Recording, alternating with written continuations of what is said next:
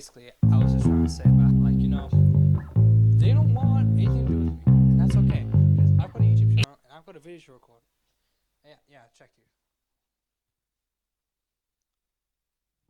Oh, it's like, it's recording. Sunny Banani Bear Cubs, welcome back to another video in my YouTube channel.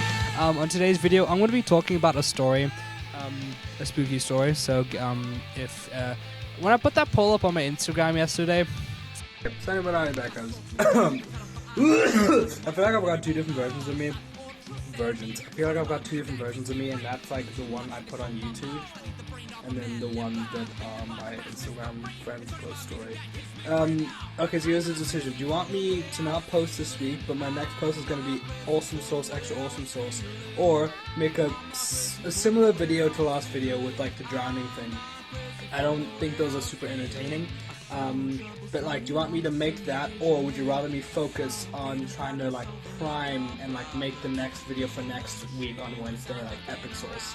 I think I know which ones you guys are going to choose, but just to give y'all some choice, I would like to say it was like a sort of split second, my bad, it was a bit of a split second decision because there was something else meant to be planned for this week, but that didn't come through.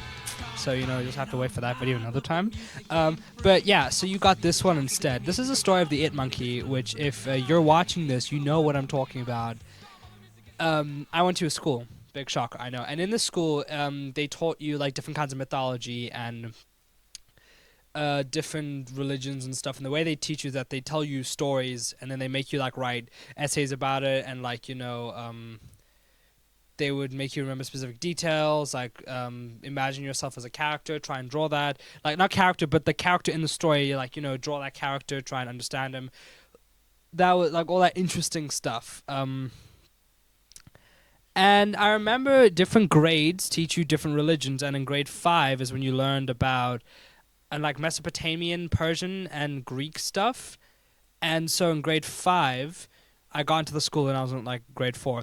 In grade 5, they taught you about Greek mythology. And a big thing in the primary school was the Greek sleepover, which is essentially we would all kind of rock up to school. I can't remember. I think maybe was a Wednesday night. No, it was a Thursday night because I remember waking up and it was Friday, I think, if I do remember correctly.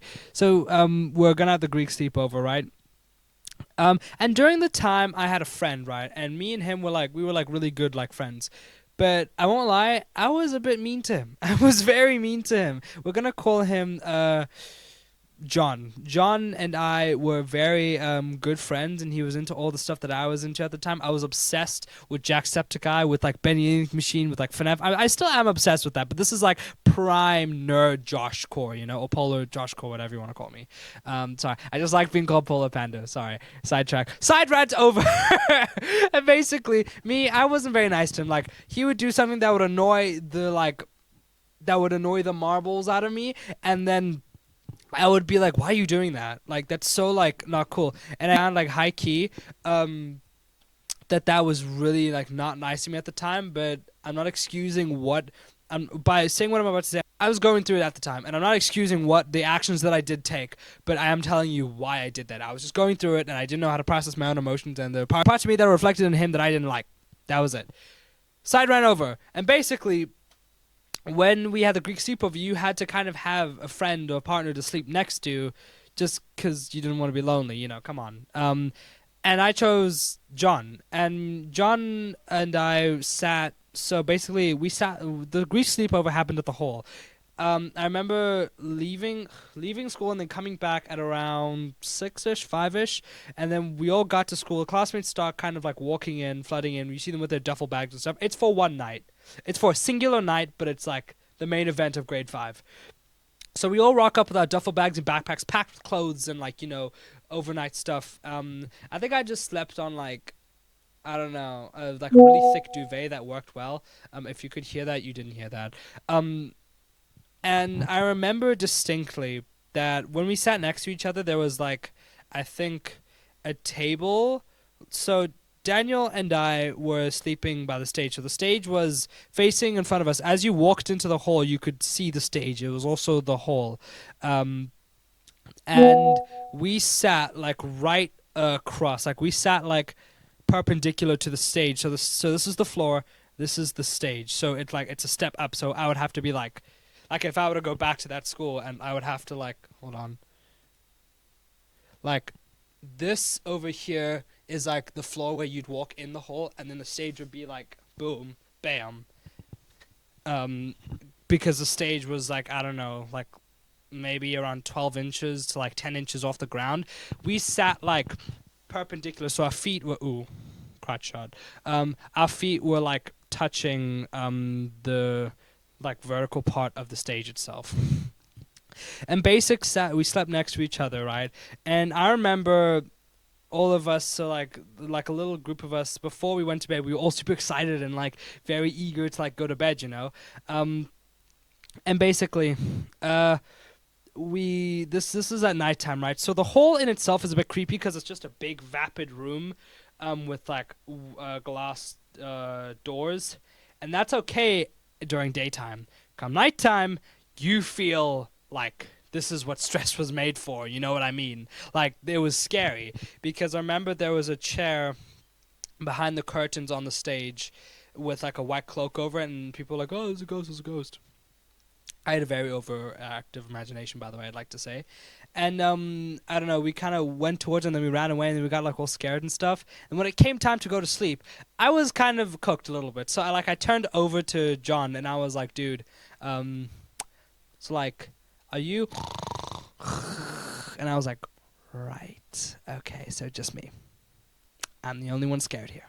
And so I kind of just turned to like my left side and tried to close my eyes and go to bed. I wake up around 3 hours later. And what I see in front of me, like, still, like, haunts me to this day. I see, so basically, Steve and Connor were good friends. Steve was, like, the class clown, and Connor was, like, his quiet buddy who also caused cuck with him in class sometimes. And they slept next to each other in the corner part, perpendicular to the stage. And basically, Steve was, of course, you know, making a ruckus, and he was walking around on like his hind legs, so like a monkey, right? And I saw this and I was like, huh, that's really creepy. Why is he doing that? Like at first he was like in cow position, like yoga cow position, just walking around on all four tabletop, like he was walking around on all fours. And then I turned to my right, and then I turned to my left, and not even a second later, I see this fully blacked out figure, this shadowy blacked out figure in front of me. With like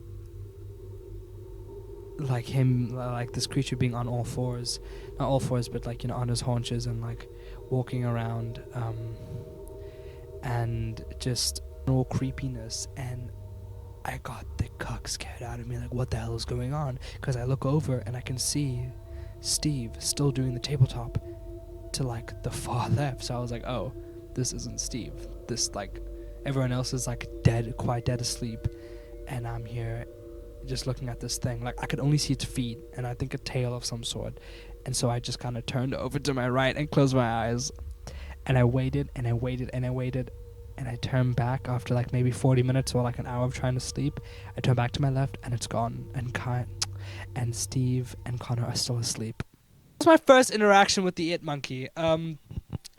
Another like kind of thing that happened because of the It Monkey, we were in grade 7 at the time. And this is when me and another kid named Ryan, let's call him Ryan.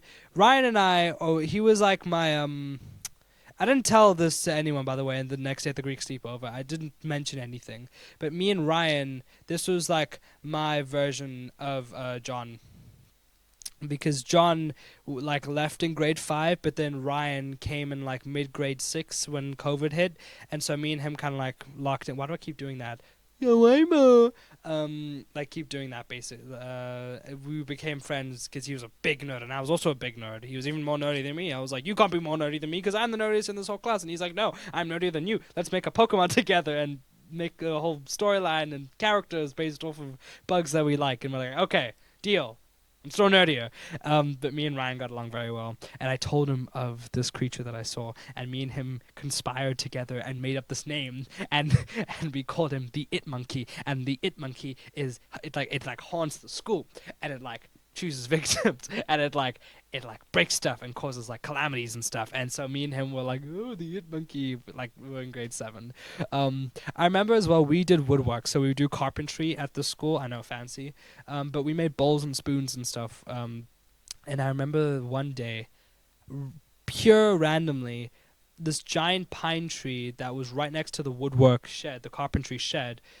Something, I think lightning struck it or something happened, and the thing was really badly damaged for like I think 3 months on end, 4 months on end, and eventually all we hear from the grade 7 classroom, because if you look to your left you can see the whole playground and the woodwork shed, we just hear,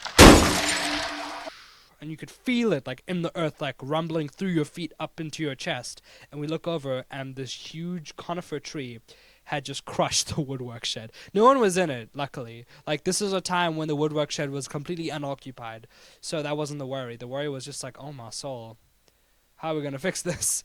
And we later found out that it was actually the it monkey. So yeah, that is the legend of the it monkey, and very few people actually know about this. And if you went to the same school that I'm referring to, just know that the it monkey is still out there, regardless of whether you're in primary school or high school, and it will find you and it will get you. Bye bye. Yeah, so that was basically the story of the it monkey. Shout out to Ryan for helping me find out that whole shaboodle. I haven't actually talked about the it monkey in like ages, just in general. I've never mentioned this to anyone just because it was just such a, school-centric thing. But those who know will know. I'm pretty sure one of my really good friends, she'll know the it monkey. And Ryan, obviously, if I say his actual name, he'll know what I'm talking about. Whoever's. But yeah, that's going to be the video. Thank you so much for watching, and I'll see you. Bye-bye! Can't turn this thing.